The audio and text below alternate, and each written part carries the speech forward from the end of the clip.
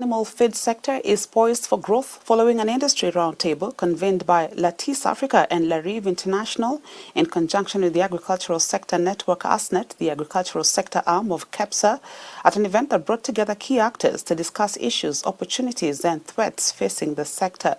Livestock Principal Secretary Jonathan Mweke in his speech said Kenya imports 60% of the 55 million metric tons of animal feed that it uses. Another 70% of the inputs used in local feed production are imported, making the cost of feeds vulnerable to events outside the control of actors in the sector.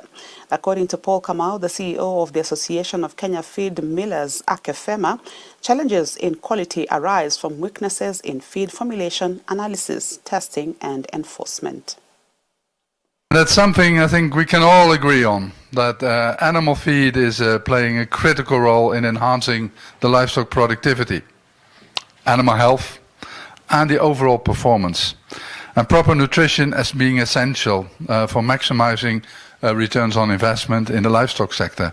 Maybe the best to give you practical examples of us also going into the field. It's not only me, but also the rest of the team does that very regularly to pick up those messages, to see whether there are little points of change that you can link up to and try to expand that and learn from the practices and experience that are happening here in the country itself, instead of bringing it all from outside with concepts that are not fit for purpose here.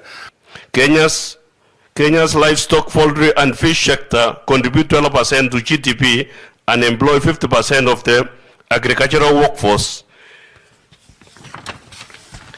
Any increases in productivity in this sector would have a significant impact on GDP and job creation, which is consistent with our government's bottom-up agenda. Animal feeds constitute over 60% of the production costs in the sector. It follows that any efforts to drive productivity here would inevitably point attention to the feed subsector as a key point intervention.